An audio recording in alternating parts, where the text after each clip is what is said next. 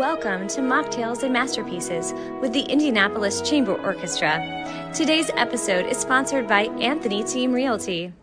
Greetings, everyone. It's another Mocktails and Masterpieces. I'm Matthew Kraemer, Music Director of the Indianapolis Chamber Orchestra. I'm delighted to be joined today by our marvelous guest artist for the upcoming program, Silenced Voices.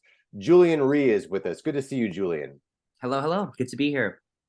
Maybe you could tell our audiences a little bit about yourself, introduce yourself. Many of them are familiar with you with your work in Indianapolis, which we'll talk about a little bit later. But for those who haven't had the opportunity to get to know you, introductions are always welcome.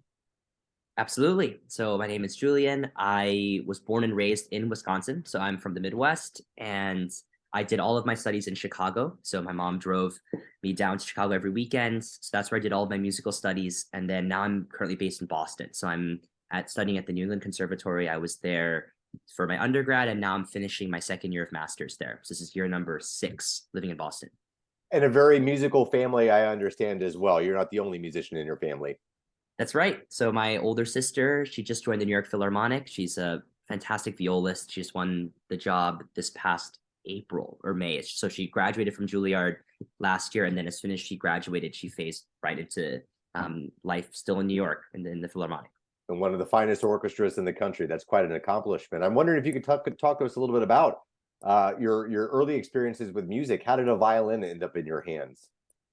Yeah, I sometimes when this question comes up, I wish I had a particularly inspiring story, but it always comes back to my mom was a big fan of the violin. She loved the sound of violin, and so growing up, my mom just basically put the violin in my hands and said, "Play."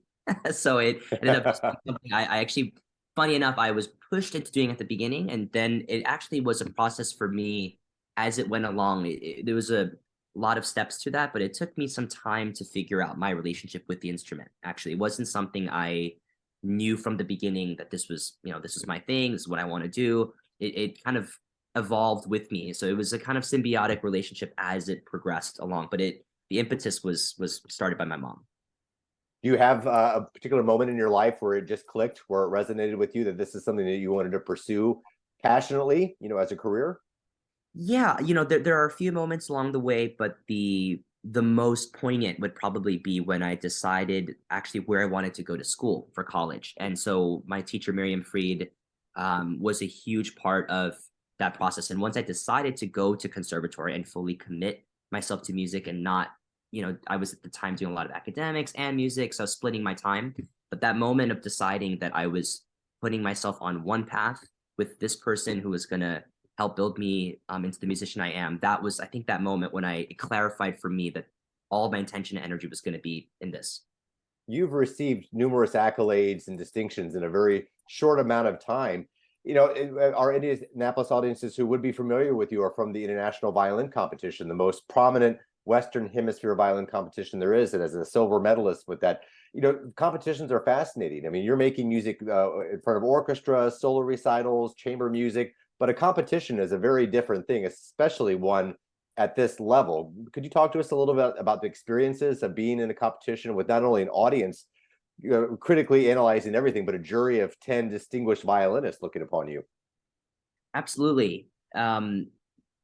It's one of those things that it's hard to understand until you're kind of in that position or in the foxhole when you're doing it. And I think, of course, the months and months of preparation is a necessity. But then when you're there, the mental aspect of trying to feel the performance as if it's truly just a performance. I think when it feels like it's a competition, there's a feeling of evaluation and judgment that comes with that naturally.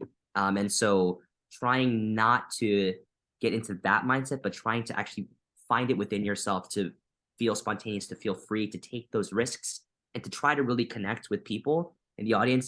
It's an alive, thing. And so even the audiences in Indianapolis, I remember many of those rounds, the audience being incredibly passionate and excited. And so I feed off of that as well. So to tap into that was trickier just because there's that one extra buffer of feeling like, okay, I'm playing for, judges, esteemed judges who are, evaluating me at a particular level. So to get back to that kind of micro level of connection between person to person is something that sometimes you have to find within yourself, and it comes with little bit of that experience. So that's something that I had to go through a lot, and I'm still going through it as we speak. That's phenomenal. You've generously offered to perform a little bit on this broadcast. Could you share a little bit about what the audience will hear you performing here? Absolutely. This is, you'll hear a little clip of Stravinsky's Violin Concerto, just become one of my personal favorites. It's a concerto that's actually not played too often, but I played it here actually in Boston with the orchestra here at New England Conservatory in the wonderful Jordan Hall.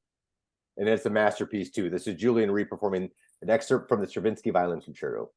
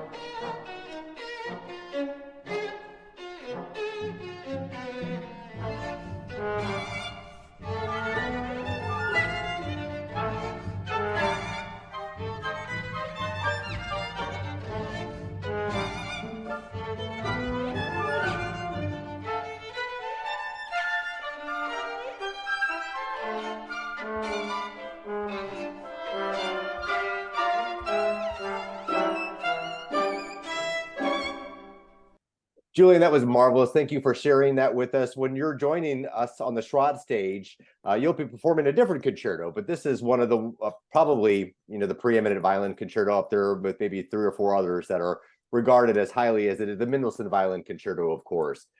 First of all, do you remember when you first studied it? It's probably got to be sometime in middle school. It's one of those pieces, it's funny because Mendelssohn is one of those pieces that a lot of violinists start when they're young, it's funny how it works that way, that some concertos are just ones that circulate when you're younger. But I've actually found this to be one of the most difficult to perform as I'm going along. The more I'm doing it, the more I'm thinking, wow, I did this when I was 13. Like, wow, that was quite the choice. So it's something that actually, as it's continued, it's up with that a lot of pieces, but in particular things like Mendelssohn is something I, heard a lot growing up and I played when I was young, but now I'm doing it. I actually find it more difficult for some reason now. You're absolutely right. It's almost like when you're young, you don't really understand the complexity of the piece, how challenging that opening theme is, how exposed it is right up there. The slightest miscalculation, an out of tune note, a bad shift, crunch with the bow, anything. It's a high wire act at Marvel. The Bruch Violin Concerto, the first one, is exactly the same way. We've all suffered through it. I'm a violinist in a former life. Somebody crunching that first chord horrendously. We study these pieces, and then we mature and we realize the masterpieces that they are. They're building blocks for us, but it is a marvelous piece. I mean, the opening of it is iconic, and that's the word we throw around a lot, but it is one of those really memorable openings.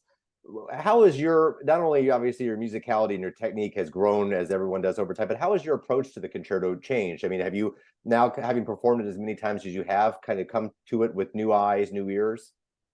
Yeah, absolutely. I think the biggest thing that's changed for me is, in a lot of ways, realizing how much freedom there is to choose what you want to say within the confines of what is tasteful, I guess. And so what I mean by that is that there are a lot of traditions, a lot of markings, a lot of things. So a lot of times it's tricky for us to figure out, okay, how do I say something that's personal and that's surprising, but is still abiding by what Mendelssohn himself wrote as well. So as I'm going along, I'm realizing actually there's more and more freedom within that to choose what I want to say. So even with the opening, as we talked about, the very opening is marked Allegro appassionato, molto appassionato, but then originally in the manuscript is written Allegro con fuoco. And so even that marking, for example, so with fire or very passionately, what does that mean? And so as I'm having more time to spend with the piece, I'm having more opportunities to actually start to figure out, okay, what kind of sound, as you said in the opening, what kind of opening is it? Is how open is it? How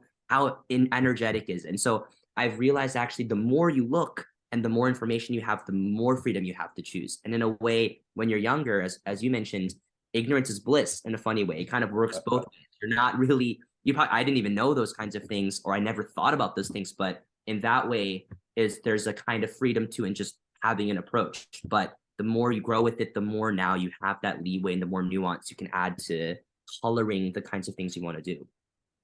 This is beautifully said. I couldn't have said it better myself. It all comes with this maturity that we hopefully enjoy as artists, that it's more than the printed notes on the page. You begin to realize that there's a lot of room outside of that for us to bring our own personal insights into it, our personalities, certainly.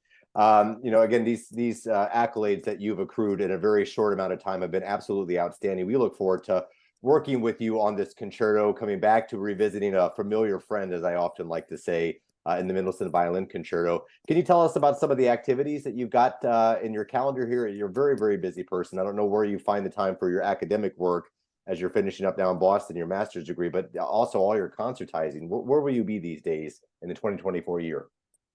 Yeah, it's always a balance to figure out how to do that with school. But next semester in particular, I'll be making my debut in Germany, actually in Hamburg, with the Hamburg Ballet, and then I'll start some things with the Chamber Music Society of Lincoln Center. And so I'll be part of their program starting next year officially in 2024 fall, but there's some things we'll do on tour in Florida in particular this upcoming season. So both traveling more abroad as well as doing things in chamber music that's based in New York typically are things that will be coming up more this year. That's phenomenal. And I understand you have a pretty nice violin you're playing on these days. I'm very, very lucky. That is for sure. I'm playing on the 1699 Lady Tennant Stradivari on loan generously through Biden Fushi, which is a wonderful shop in Chicago, and the Stradivari Society, as well as the Mary B. Galvin Foundation. And so I've been working with Biden Fushi and the Stradivari Society since I was 10. So ever since we started coming down to Chicago, this is the shop I went, I gave my instrument, and they helped me out, and then they've been incredibly generous to allow me to play on the Stradivari that I've been playing now for the last year and a half or so. And so that's been a huge learning curve for me too, to figure out, what to do with an instrument that gives me those kinds of possibilities. I want to talk more about that actually, because we live in an age where a cell phone is only good for a year until the next upgrade comes along. All the technology becomes obsolete in no time or another, but we are still not able to find out exactly why these instruments are as masterful and magical as they really are, whether it's the wood, the varnish, the craftsmanship, how they continue to age and get better with time. What is it like to play on an instrument like this that you said can get everything that you ask for? It's a bit surreal, I have to say. It's one of those, I had heard a lot about these kinds of instruments and always was slightly skeptical, as I thought, how could a wooden box possibly be so alive? And yet it is. And it's, I think it's, if people ask me what's the difference between something like a Stradivari and other instruments, what makes it that special when you're playing? And I think it's mostly the slightest differences in speed, in weight, in just little changes you make to your bow, pressure points, where you're on the string, it reacts immediately. So the instrument is incredibly sensitive. And so I also take it in very often, but the slightest shifts and changes you make, it responds. And so there are so many layers and gradients of colors and sounds and possibilities that if you're willing to take the time to explore those things, it's a bit surreal. I never had the opportunity to take a piece like Mendelssohn, for example, and you practice that opening, and just the slightest pressure creates, you mentioned like Brook, for example, it creates a little crunch, or it's a bit pressed, or the little bit of speed creates a whole nother sound. So the Strad has all of these kind of different permutations of possibilities, of combinations of things. So it actually forces the performer to also work to it too. So you work to each other. It's actually not that the Strad just plays the way you want it to. You have to figure it out too.